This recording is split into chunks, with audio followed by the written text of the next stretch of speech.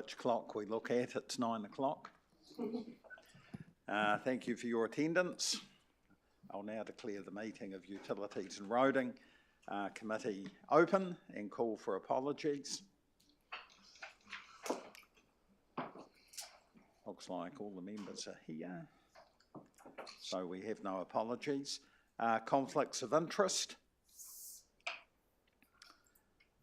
Councillor McLaren, who's not a member of the committee, indicated he may have a conflict in relation to a restorative justice matter, but I'll leave Councillor McLaren to comment on that if you wish. Yeah, it was just with the Waimakariri Biodiversity Trust item. I was the restorative justice facilitator that worked with the parties for that restoration fund for Dyke and Saltwater Creek matter. I don't believe there is a conflict of interest, but it's probably prudent to declare or bring it to the attention of the committee. Thank you. Right, thank you. And we do note you're not a member of the committee in any event, so thank you for that. Item 3, confirmation of minutes. Do I have a mover? Councillor Bartle, seconded by Mr Mayor. I'll put that. All in favour say aye. Opposed? Carried, thank you. Any matters arising from the minutes? There appear to be none, so we'll move on to item 4. We have one deputation today, the Waimakariri Biodiversity Trust, here to talk about their annual report. And we also have a report following. So if the Biodiversity Trust would like to come forward.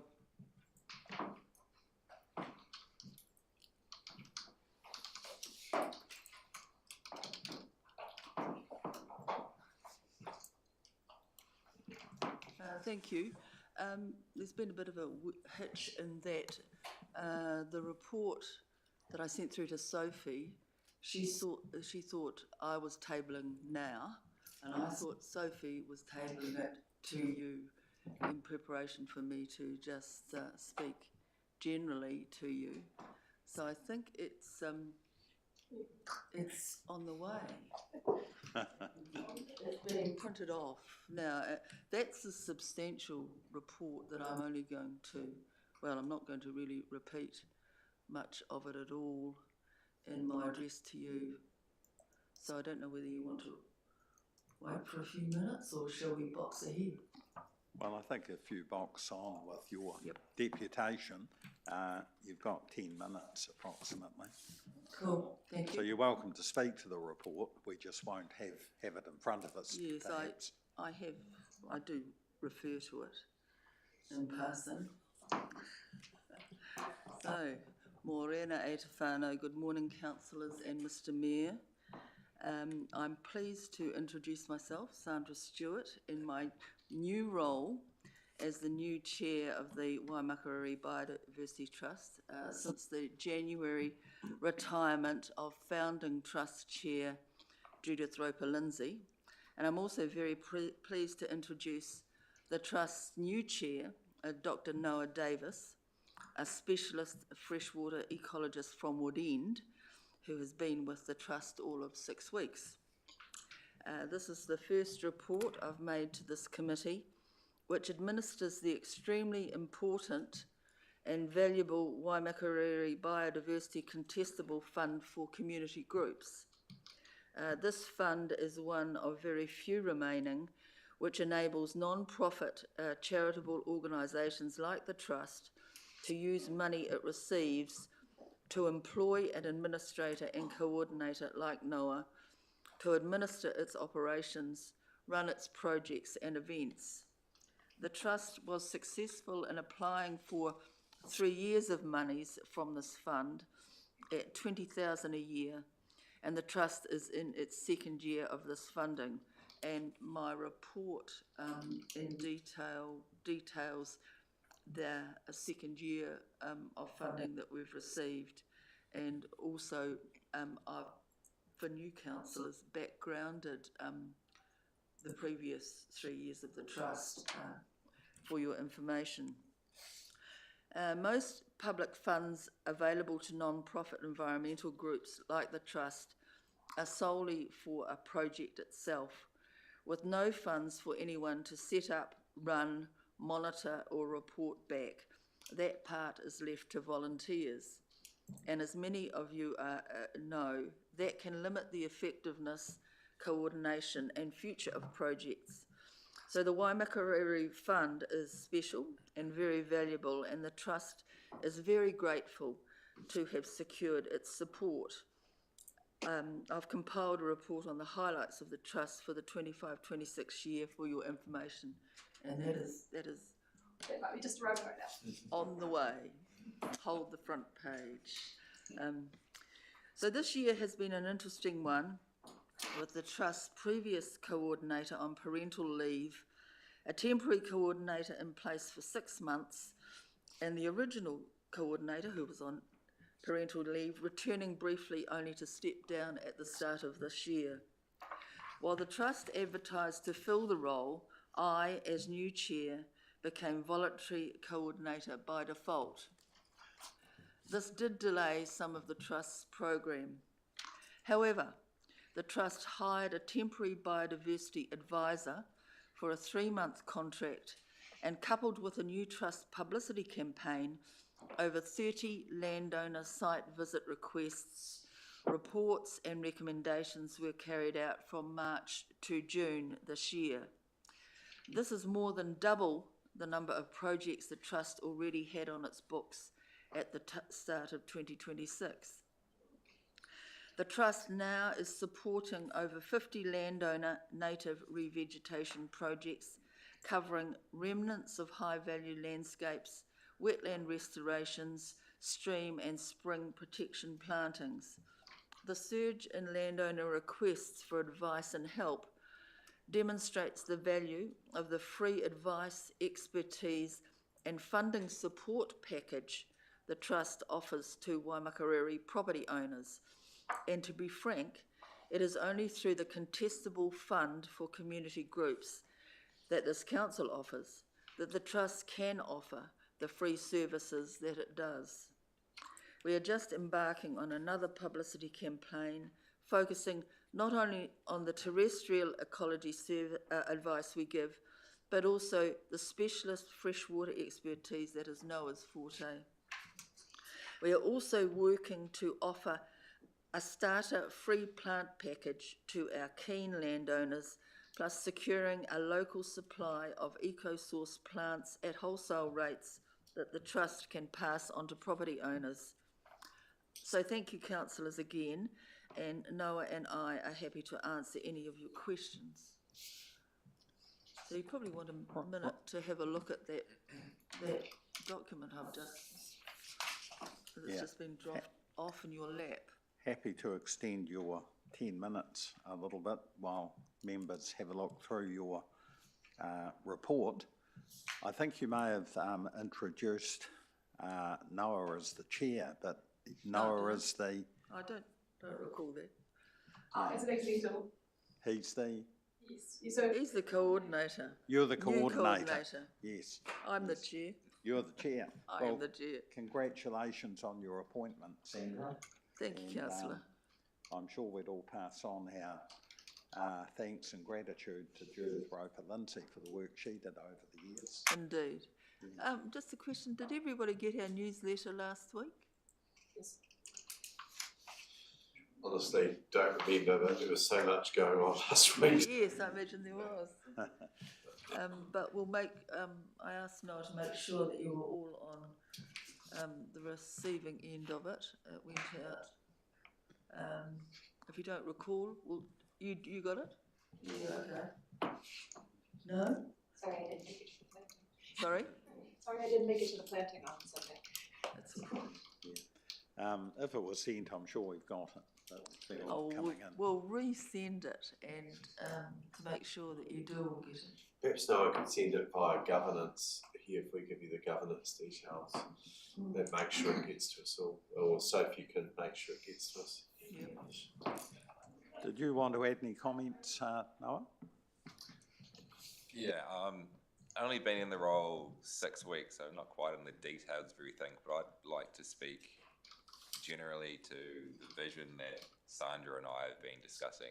And yeah, the report will sort of back up these facts, but I think the Trust had done, say, 30 landowner site visits in the previous 3 or 4 years it started, and then did a publicity campaign this year and doubled that number in the space of 3 or 4 months. So it's quite clear that there's a desire for advice. There's people out there that are passionate about restoring native environments, and I think people just are looking for help, and I think the Waimakariri Biodiversity Trust can offer a lot to those people.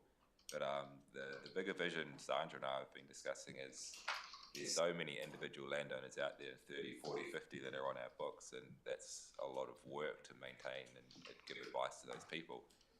But dealing with individual landowners can only go so far, and I think we want to bring these people together, show them that their neighbours are doing really good work, and get them talking to one another, helping one another, and get them to start up their own sort of catchment groups and whatnot, so that we're dealing with a group of 10 people rather than 10 individual landowners. So I think there's a really good opportunity out there to inspire these individual landowners, but to get them all working together in groups such as catchment groups, community groups and whatnot. And I think that's sort of a new goal for the Trust, is to be working towards that, because we know there's many people out there that need help, and I think if we can connect them all together, there'll be greater benefits for the environment if we can do so. So that's sort of a new direction, or a new sort of goal for the Trust is about connecting these people together and not just treating them as individual landowners. It's the greatest gains that we made when we're all working together on the same page. So. Yes, I endorse that.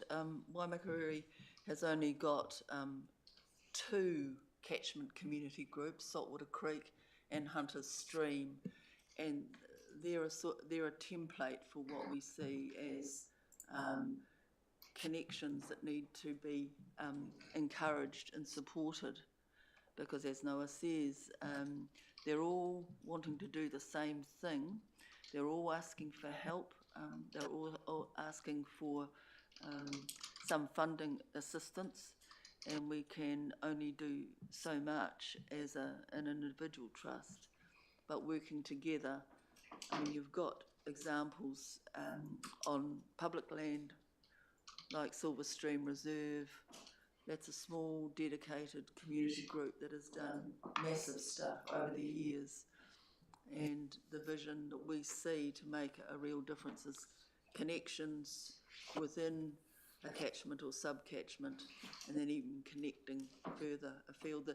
The 30 or so new landowners we've visited this year, some of them are within a small sub-catchment. So, I mean, it begs the question of just linking them all together. Right, thank you. And you've got a very passionate chair there, Noah. Do we have any questions for Sandra or Noah? Councillor Fulton. Thank you, Mr. Chair, and thanks, Sandra and Noah. Just given that there's 2 formalised catchment groups, is there any value in them coming in here or interacting with us in a manageable way? I'm familiar with both catchment groups, but not necessarily with the members or the projects in detail. So just through you, Mr. Chair, I just wonder whether there's a way that they can come in and explain their work, or we can extend ourselves out, to see the work that those catchment groups are doing. I know Yes. Hunter Stream, I don't actually know the members. I'm familiar with the project. Yes, well, I mean, we can certainly suggest that to them. I mean, we've just visited Hunter's Stream. In fact, it was the day after Noah came on board. We were out there. They had an event for their group, and we've referred to it in our newsletter, which you may or may not have got. They are helped along too by Waimakariri Irrigation, Dan Cameron, and the Trust has facilitated some plan advice for, you know, Jackie Freeman. She's you need an enthusiast to keep these groups rolling along, and she is certainly one there. The group has just got $10,000 from Westpac Bank to continue, advance and expand its riparian planting.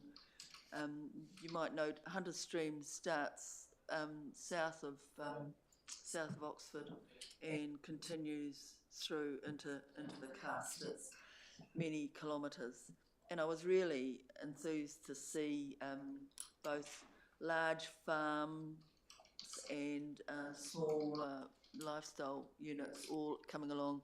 They had John Harding speaking on riparian plantings and the like as a speaker for the afternoon. But we can certainly suggest that they come and talk to community boards and the council. Yeah. Saltwater Creek is a bit different. It's got quite a, Carolyn Latham has run that, and they have been monitoring the tributary streams going down into the Saltwater Creek estuary. Some of them are now branching out into riparian planting, and we, through the DICON Restorative Justice Fund that Bruce McLaren referred to, we have had 15,000, which we have called for applications from people within that catchment, within 200 metres of the main stem, because that was damaged by the DICON spill. The Restorative Justice Fund is to repair that habitat. And we've got a couple that have done, at this point, the first tranche of funding's gone out there, and they are planting up. They are part of that catchment group as well. So we can certainly suggest that people come along and have a chat to you. Yeah. And as Noah said, and I endorse, we see getting people into groups to help each other, and the trust helping them with advice, plans, and potentially funding. Certainly the way to go across the district. Thank you. I've got two further questions, and then we'll bring your deputation to a close. So Councillor Cairns, followed by Councillor Newlands. Thank you, Mr. Chair. Thank you, Noah. Thank you, Sandra. And thank you for the beautification project on Blake Street on Sunday, and also the work that you're doing in the district. In terms, you spoke about the locally sourced plants that you're providing to the grower or to the community.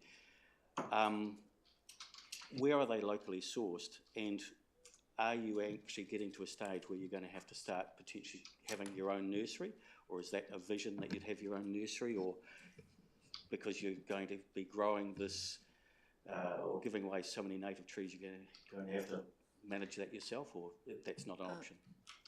Well, we don't see providing, our own nursery, when in fact it was in our newsletter. The trustees went to Riverside in Tuahiwi, which is a massive undertaking, and they collect seed across the South Island.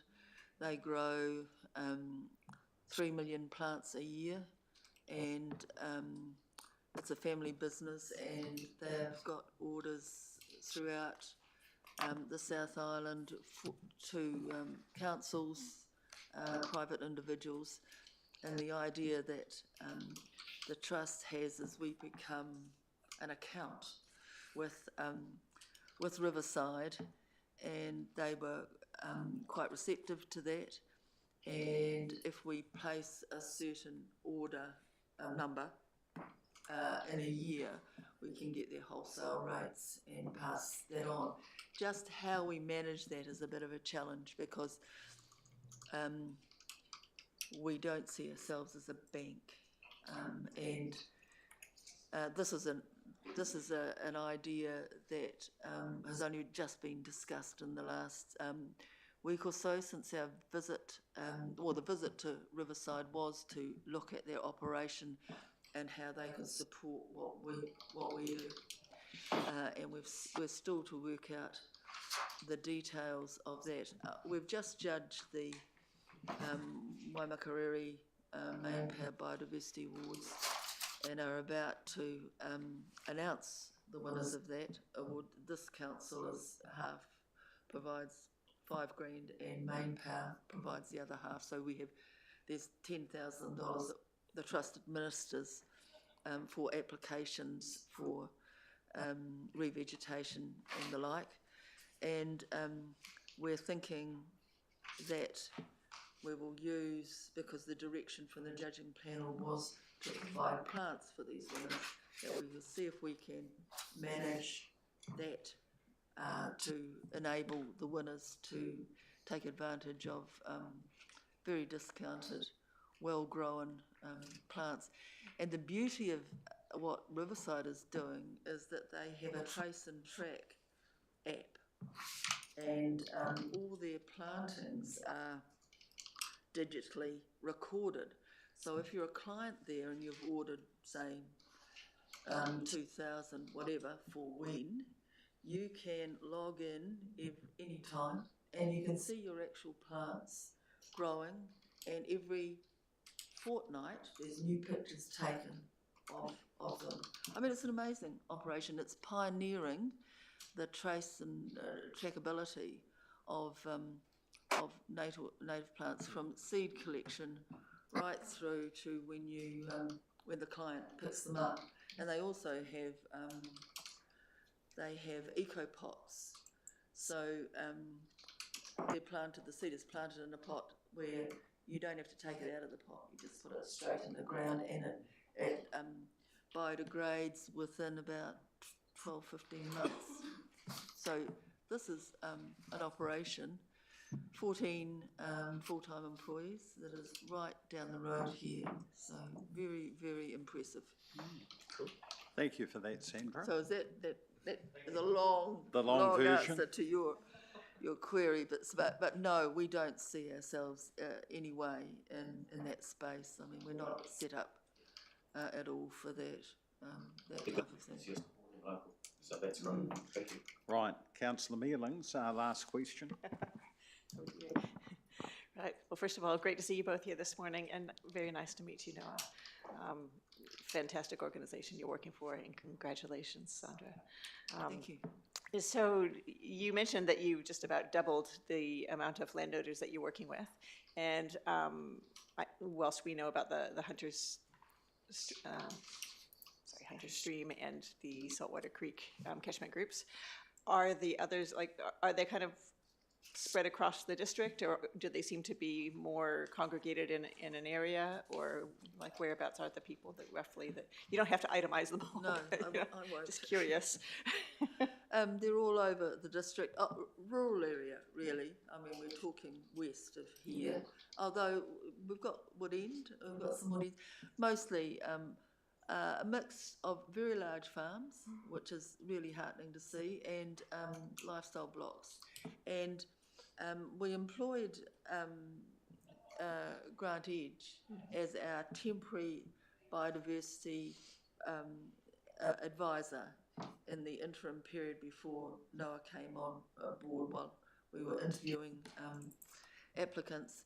And Grant has done an excellent job, but what we noticed there was he went to, someone in Cust, someone down the road in Cust, and someone down the river a bit further, and it was clear that there were potential groupings, and that enhanced our thoughts about how we would like to encourage that to develop. But yeah, we've got 400 hectare dairy farms, and that's really exciting. We've got 400 large foothills properties which have got remnant bush, streams, and wanting a comprehensive plan to advance that. They'll be able to get monies through, dairy companies and things like that. But right across the district, which is really encouraging, and your little group as well, several from there. Yeah, awesome. That's great to hear. Also, the SNA holders in the district plan, which I'm pretty sure our ecologists work with, but do you work with any of those guys as well, or is that something that? No, not well. What we have found that when we've gone out, some properties have got remnant, really high value native bush, and we chat to ecologists here about when we sort of alert them that look what we've found here. But the beauty of the trust is that some people don't want anything to do with the council. They don't want to be, because there is funding through the SNA process, which is now called high value remnants, I think, but landscapes.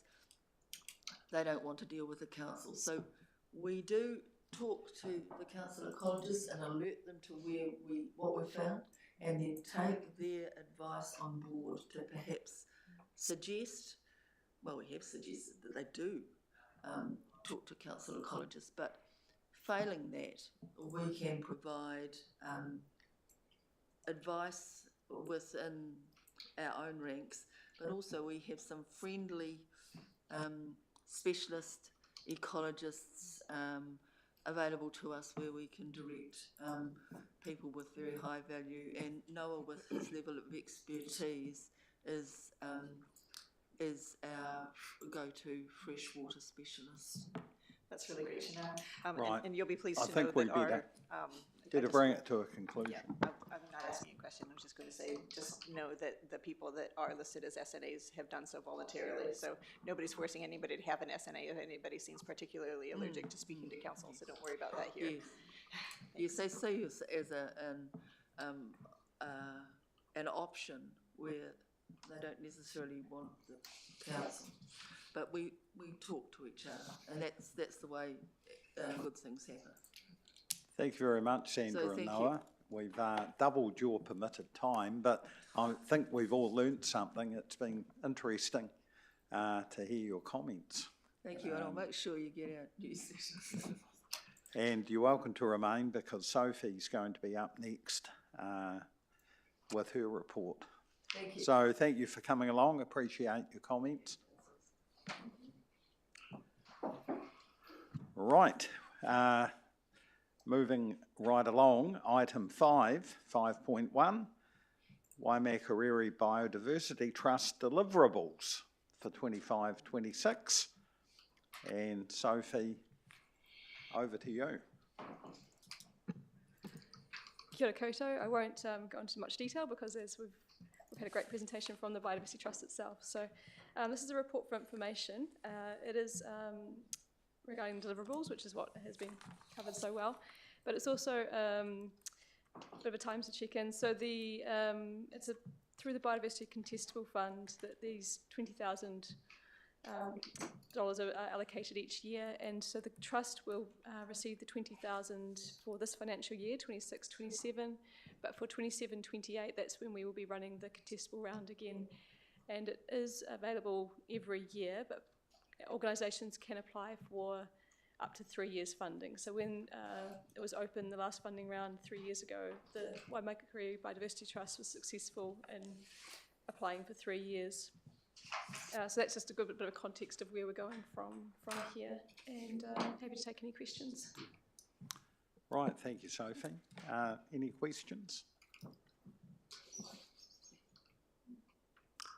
Right, there are Councillor Mealing's happy to move. Seconder, Councillor Fulton. Councillor Mealings.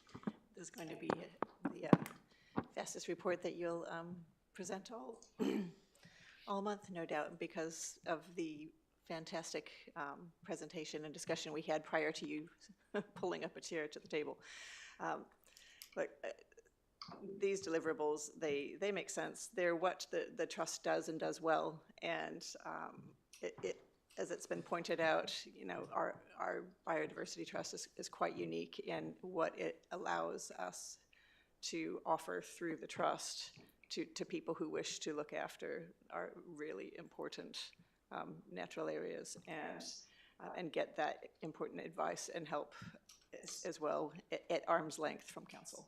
And that is a really important distinction, because there are people that are a little bit ticklish about governmental things of many stripes, and this just allows people to get in and do the great work that they want to do. And at the end of the day, we don't really care how they get there. We just care that they look after what they've got and that our biodiversity is protected, restored, and encouraged. So these deliverables absolutely do that, and I am really happy to support this. Thank you. Thank you. Councillor Fulton. Thank you, Mr. Chair. Those comments are well made, and just to add, picking up on the earlier deputation, it's really heartening to hear that some of those little clusters are coming closer and closer together, because quite literally in a biodiversity sense, it's about creating those ribbons, isn't it? Those ribbons of green, and that goes for people as well as the environment sort of coalescing itself. So I think you're delivering it through your deliverables. So I'm really happy to endorse this report too. Thank you. Thank you. Mr. Mayor. Thank you, and I fully support the report and its presentation here, and thank you to the Chair and others for supplying a copy of the report, which I will read in a bit more detail later on. But I especially just want to acknowledge Judith Roper-Lindsay for her many years of service and leadership. Someone I've come to have a lot of time for and admire the work that she's done for many years, and I'm sure she will continue. But also to acknowledge you, Sandra Stewart, for stepping up to this role. Someone I've haven't always agreed with at times, especially in my early days here, but I've actually found that over the years, what a visionary you were and are. You're far ahead of where a lot of the council was at, and I've come to really value your opinion and the things that you have fought for over many years here, which I think is slowly becoming, so to speak, mainstream, if that's the word. But you have battled away there for some time, not always with a huge amount of support, and I sit back and I think to myself, good on you. I admire your passion and enthusiasm and the work that you have led in this district. I think you can be justifiably proud of. I certainly am very proud of that work that you've done, and I've learned a lot from you, and I think your stewardship of this new trust, I think, is something most valued, and will do a great job, and I look forward to following that. As a member of the various bodies here, and Nikki and others attend in, and certainly keep us well briefed about the progress that's being made.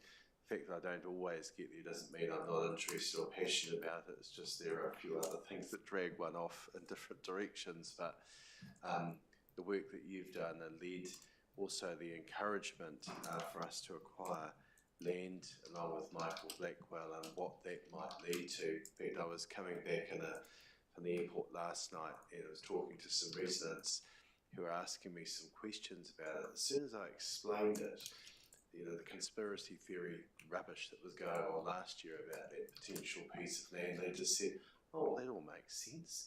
And these were reasonable people that had read some community pages and some of the rubbish that was on there and had jumped to a conclusion. But when I explained it to them, they were like, well, that makes perfect sense. Hadn't thought about it through that lens. So there's some work for us to do in that space as we prove the value of some of the decisions that we make and will continue to make. But our district is well served with your involvement. So thank you, Sandra, and congratulations on your new appointment. Look forward to working with you. Thank you, Dean. Much appreciated. Thank you. You gave new meaning to the word stewardship.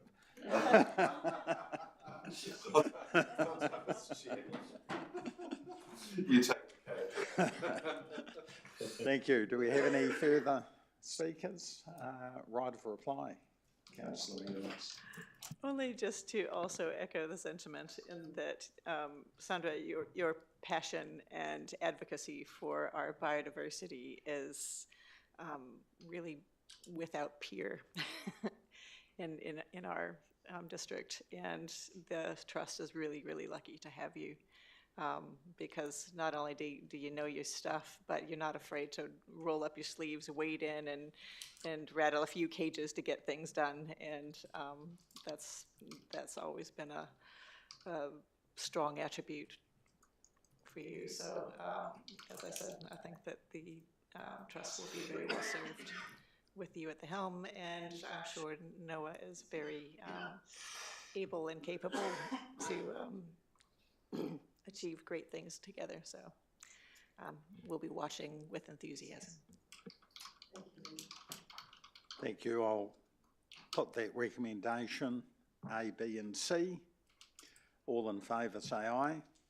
Opposed? Carried. Thank you, Sophie.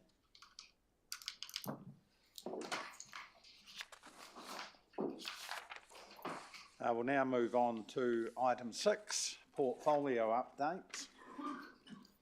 And I see I'm first up as usual. Just talking about the roading portfolio. As you'll have noticed, we've had some pretty cold days recently. So ice gritting has been continuing around the district, and August has seen our coldest morning temperature recorded so far this winter. Drainage work has also been underway in various locations, including installing new soak pits in key ponding areas. Unsealed roads, remetalling is continuing. There's some bridge maintenance work underway, and I did note that the Skew Bridge is looking rather battered at the moment. There were some sensors there to detect touch and go incidents, so it'll be interesting to hear the results of that at some point. Thank you, Sandra. Curb and channel design work for renewals is currently underway for the next financial year, or sorry, this financial year. And there's been a further underslip on Lees Valley Road, and staff are currently working with our geotechnical engineer to determine the best repair, and repairs are likely to start later in August in conjunction with planned cattle stop works. So at Lees Valley we take one step forward and take one step back, it seems. Upsizing of 3 culverts is now complete in Lees Valley. Replacement of 2 cattle stops is planned to begin next week.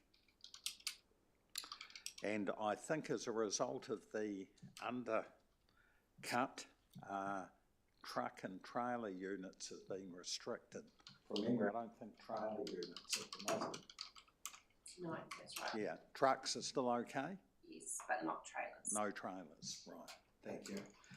So that's always a challenge in Lees Valley. Other capital projects, the Kaiapoi to Pine Acres cycleway construction is complete, with only small items, road marking and driveways to finish, and there's a final bike over planned for later this week. Curb and channel replacement work in Akaroa Street is nearly complete, and that's been a gift that keeps giving.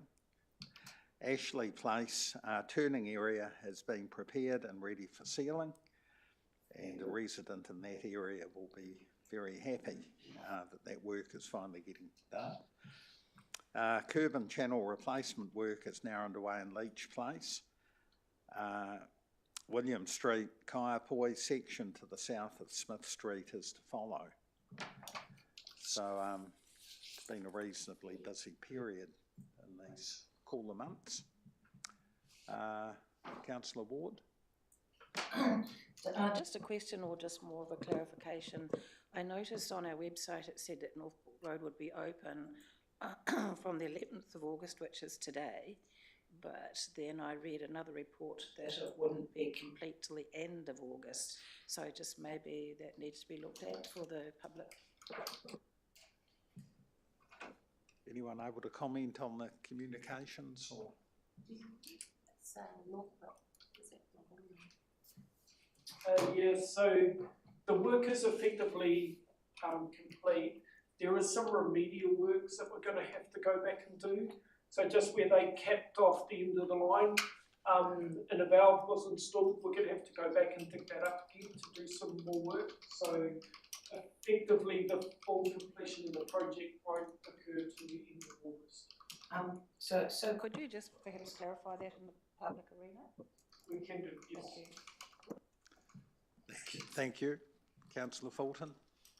Thank you, Mr Chair. Just noting your comments with regard to Lees Valley, the UNR team recently shared with me a history of the development of the Lees Valley and the roading works and how it was all settled, and so I've shared that. That's quite a fascinating sort of account of the going back over 105, 110 years. So I've shared that with the Oxford Museum and with our library team. So it's yeah, that's quite very readable actually, amazingly readable for something based on roads and subdivisions. But yeah, yeah, look, it's very an interesting exciting account. So I topic, appreciate that. Councillor A bit of a sideline, but it does show that those issues that you raised, Mr Chair, have been perennial. You know, like the fighting for the access through there and budgets, etc. Yeah. Right. So nothing's new. Thank you. I look forward to seeing that. Right, well, we'll move on to you, Councillor Fulton. Drainage, stock water and three waters. Okay, thank you, Mr Chair. Nothing quite as historical there for me, but quite up to date, I think. Water supply, Percival Street water main upgrade is progressing well. The new main is now live and reinstatement works will continue over the next 2 weeks.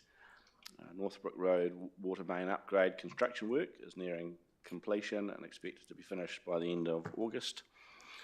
The annual water compliance for the 25-26 monitoring period was recently peer reviewed by an external auditor. This should be reported through to the UNR committee in October. Wastewater, the desludging works at the Kaipoi wastewater treatment plant is progressing well and is due for completion by the end of this month. The planting of the bund following the tree removal work at the Kaipoi wastewater treatment plant is now complete. The annual wastewater compliance for the 25-26 monitoring period for Eastern Districts and Oxford will be submitted to Environment Canterbury at the end of August this year. This will be reported through to UNR committee in October. And just noting for your diaries, an elected member visit to the Kaipoi wastewater treatment plant is scheduled for 21st of December, and a subsequent visit with the Kaipoi River Preservation Society is set down for early November. Drainage and stock water. Some members. Yes, an elected member, yes, some members, yes. Yes, drainage and stock water, Blackett Street stormwater upgrade works north of the Rangiora town centre have commenced on site and will continue through to mid-November. The annual all groups meeting is planned for 7th of September. The meeting invitations will be sent out this week. I did field a request if anyone wants to take it from a member, but he may, Councillor Kent may wish to take that up, but or in some other forum. No, through you, Mr Chair. Thank you, Councillor Fulton. Okay, thank you. Yeah. I just wondered, Councillor Fulton, are we doing public tours of the wastewater plant or? No? This is, yeah, I think it was for clarity. I think it was, yeah. Yes, thank you. I had an approach from the President and others and did discuss it, and I agreed to raise it here and that we would provide a viewing for some members, not all, because there's been a range of things that they've raised. I think it just helps with their understanding of what's going on. So it's not a public viewing, it's very limited, and I don't have a problem with us doing that on the basis that if it increases understanding, there's a range of questions raised around that and a series of correspondence. If it helps gain further understanding of what's there, then I think it helps perhaps the broader understanding and perhaps lesser questions that continue to keep coming in about how that's managed. So that's the basis on which I agree to. Right, thank you for that. Councillor Keynes. Thank you, Mr. Chair. Following on from Councillor Fulton's report with regard to the wastewater treatment plant in Kaiapoi, I asked the question about the planting and what's happening with the trees that were cut down and that sort of thing. So is there a possibility of an update either from yourself, Councillor, or maybe from Kelly, as to what or where we are with regard to the work? Because effectively, when you drive down Beach Road, you can see the ponds, and there's quite a lot of slash sitting there, and just wanted to find out what's going to happen, please. Yes, so like you say, anybody that drives down Beach Road will notice that the landscape has changed quite considerably with the harvesting of those pine trees. So currently the logging contractor is finished on site. The windrows have been formed, but there are a number of tree stumps that are still remaining that weren't removed. So we're getting another contractor in to do some work to tidy up the windrows and to remove the remaining logs, and that'll just help with the subsequent planting phases that will be undertaken. So the planting that we've completed, if you go down Ferry Road, you'll notice that there's now a bund that helps with screening to some of those properties along Ferry Road. That has been planted. Once we've tidied up the windrows, there will be further planting undertaken in spring in between the windrows, but that's still going to take a number of years to establish. Further south towards the river, some of the planting that will go back in won't be native planting, it will actually be go back in as forestry, but most of the planting that you off the northern part of Ferry Road and along the frontage of the Beach Road will go in as native planting. So following on from that, in terms of the bund that's actually been installed along the Ferry Road side, there won't be a bund on the Beach Road side to effectively block any view, because you can see the ponds very clearly and the birds on the pond there now. So you're awaiting effectively, if you don't put the bund in, you're waiting for the plants to go in to grow, because you've only got plants this big. Correct, yes. So it's going to take a number of years before they get established. All right, thank you. Could I perhaps ask Kelly, what's the purpose of the planting? Screening or odour control? It's primarily screening, so just to provide a buffer around the edge of the treatment plant. The bund that's been put in and the type of vegetation that we've selected has been with the purpose of helping with our midge management as well. So to give us some screening to stop any lights that are outside of the wastewater treatment plant being an attraction to draw midges away. We've had some advice just regarding wind patterns, as well as what midges like water, but they also like going into the vegetation as well. So they like to get out of there, particularly when it is quite windy. But we want to make sure that they're going into the vegetation that we've got around the outside, but not going as far as other neighbouring properties. Right, thank you. Any further questions? It's your report. It's your report, Councillor Fulton. I'm not adding anything, Mr. Chair. I'm not adding anything, but of course, I thank you for that response to a question raised in my report. Is there a standing policy when you have a decision to plant in an area like that with natives or pines? You've explained why you might have preferred natives in that area, but So what is the determination there, given that you've got potentially an opportunity to plant even more natives? I think probably the key issue here was we realised when we were going to harvest these trees that it was actually going to leave quite a, that we lose that screening between the adjacent properties and the wastewater treatment plant. So actually putting in the natives means that we've got a future-proof solution. It's not like in another 25 or 30 years we're going to have to harvest the trees again and be in the same situation. It's a similar approach we've taken down at Wood End Wastewater Treatment Plant, where we've actually put in some native planting as screening. That'll mean that when the trees on the western and southern side of that treatment plant, they've recently been harvested. When they're harvested again in the future, we've now got some permanent native planting screening in place. Well, it's just secondary to that. Is there a carbon sink capacity, or is it anywhere near the scale that it qualifies? That did come into the consideration in terms of the work that we undertook there, and that's why we've actually retained some of the area as harvestable pine planting as well. Yeah. Thank you. My report. Right, thanks for your report, Councillor Fulton. Solid waste, Councillor Mealings. Right, let us talk rubbish. No, just kidding. A few things. It's been a little bit busy-ish. So our staff have engaged ATRAX to put in number plate recognition cameras for the inwards and outwards weigh bridges at Southbrook. And that's going to reduce mistakes whenever they type in registration numbers and reduce processing times. So that system is expected to be operational by the end of August.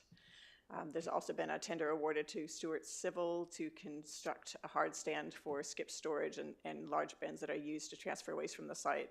And then whenever that's put in, then they'll tidy up the area behind the refuse pit that's currently being used for that purpose. So it'll be a bit of a tidy up when that's all done. And last Monday we had 2 meetings, one of which was the Canterbury Waste Joint Committee, which met in town. And at that meeting, we approved increasing the total funding for the facilitator and projects by the CPI. And they also approved 9 projects out of 22 applications to the contestable fund. Which, yeah, the 22 applications asked for $600,000 worth of funding, so we only had $127,000 to allocate. So the 9 projects are, by and large, either things that are Canterbury-wide or could be rolled out Canterbury-wide, and outside of that, there was one in Pukaki and one in Timaru, and the others are fairly Christchurch-centric. So I would just throw down the challenge for anybody who is listening, or if you know anybody that's got a good waste reduction project outside of the city, particularly, our district, for instance, North Canterbury, to put forward any great ideas that they've got for waste reduction, because there is a contestable fund here, and we'd like to see it thrown a little bit wider. But of course, you need the applications for that, so that would be good to see. And also on that same day, we had the Canterbury Regional Landfill Joint Committee, and there was a presentation from Transwaste on what's been going on there. And basically, just a few things, I guess. General waste has been decreasing 5% year on year, with a 6% decline in 25-26, which is pretty good. That equaled 327,000 tons. And we received the first load of out-of-region waste, and there are some other opportunities that they are progressing. And there's been an extension to the transportation hours, so that's reduced the morning traffic congestion. So that all stems from the fact that they are now able to receive waste from out of the 5 shareholding councils areas, and they also now have a 24/7 transportation permit. So that means they can spread out the traffic from the trucks and just keep things moving a little bit more smoothly. And so that's really gone quite well.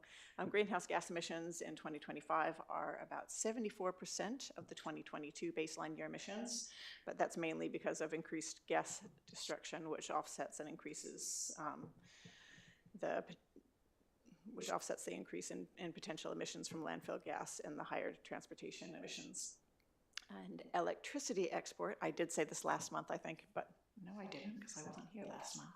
I had it in my report last month, but it's exciting that finally the voltage limits on the power lines have been raised, which allows more power to be exported from the generators to the grid, and they are now able to power, to go from powering, say, 2,000 homes to 4,000 homes worth of electricity, which is fantastic. And all this time, they could have been doing this. The capacity was there on the line the whole time, but they just didn't have, they never had somebody come out and look at it. So whatever, it's exciting to see that it's actually finally happened. So, and as you guys would have noted with the weather that we had, and the cold weather that we had last week, and they were talking about, you know, potential power outages and whatnot, I dare say that extra electricity to the grid would have come in handy and would have been good for all involved. And Transwaste are still working through the logistics of using B trains and electric prime movers to to improve transport efficiency and reduce transport emissions. So they've got that new electric truck, but the B trains, that's kind of a new thing. So yeah, they're just working through that trial. So that's quite, but it seems to be going well. One last thing, staff are looking at changing the collection days from Monday to Friday for a portion of Wood End to balance the number of collections made and the distance traveled across both days.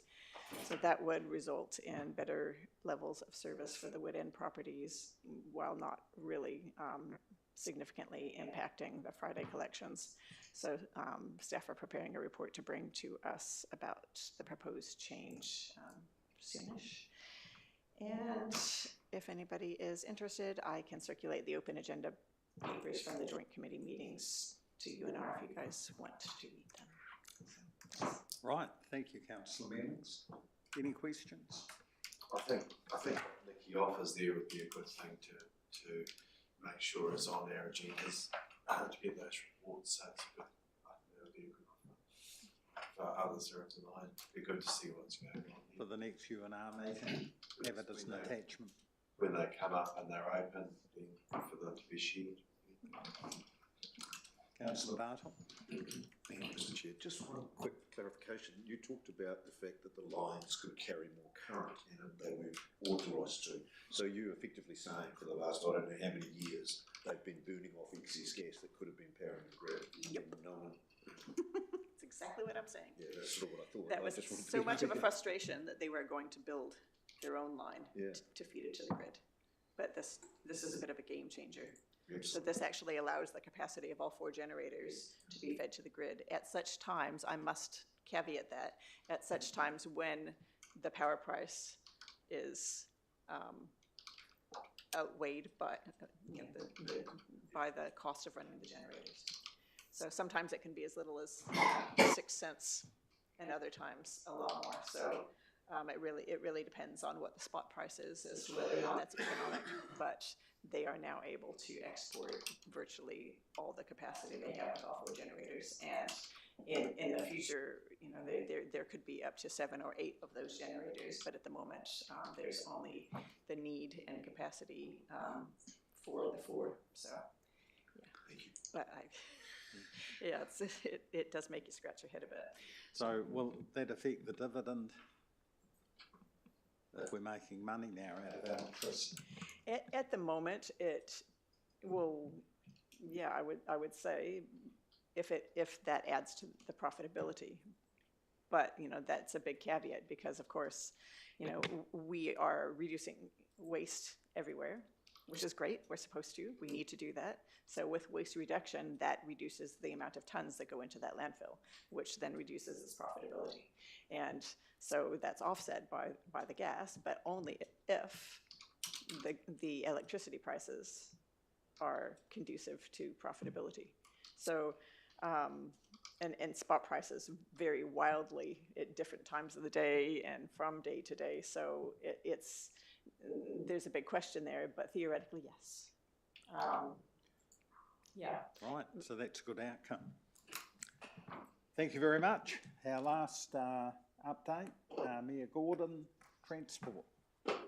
Thank you. I've just circulated to everyone a copy of a letter that I received on Friday from the Minister in response to the letter I'd raised around the Roads of National Significance project with respect to the Belfast to Pegasus motorway and William Bypass, and raising our concerns about the fact that it wasn't included, well, the funding didn't appear to be included. There is an answer in there around that it doesn't mean it's been deprioritised or removed, but still stands in there that it's not funded beyond the initial works that are there. So we will continue to keep advocating there. I've joined with the AA who came to see me last week and put out a joint statement with them with respect to that they themselves remain concerned about that and have been strong advocates from the start of that and other projects in our district. So it's good that they continue to keep an eye on that project and their advocacy there, because they not only have a lot of members, but they've got a lot of clout as an organisation. So it's good to have their support. I don't really have anything else from a transport perspective to feedback in, other than we continue to have many projects that we would like to see included. Local North Canterbury News asked me for my election priorities, which is interesting, or our election priorities, and it'd be fair to say that all our roading projects, including the Eastern Link, were I put on that list, and it's good to see that the attention is starting to turn to the election, which is coming up, and what are the things that we would like to see. And one of the points raised there was it's the while we get some funding commitments, which is really good in the first stages of the not decrying that of the land acquisition, it would be really good if we got complete funding.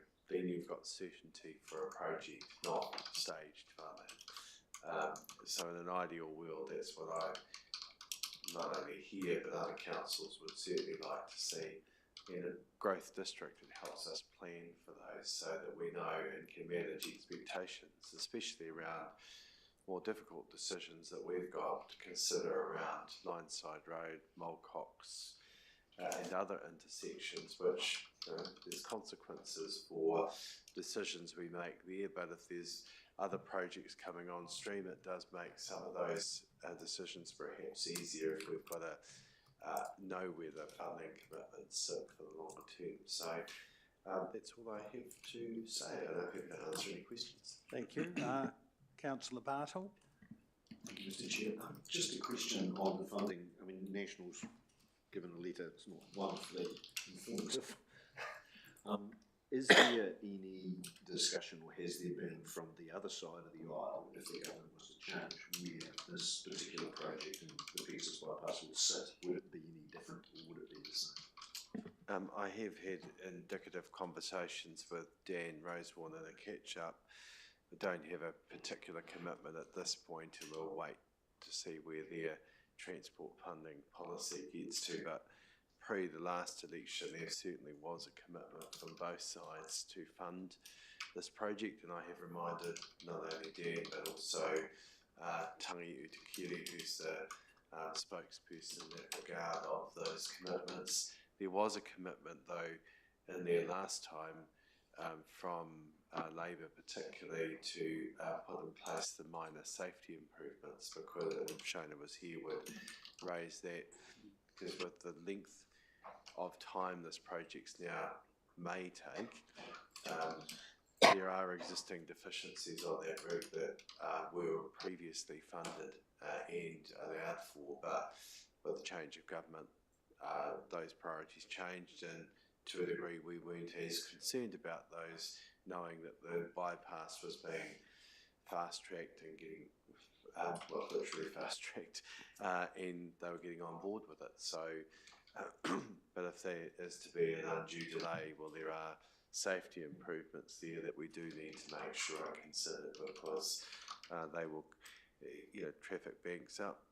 There are a range of accidents that do occur along that area at times, so there are matters that we'll continue to raise with James Cagle and the team.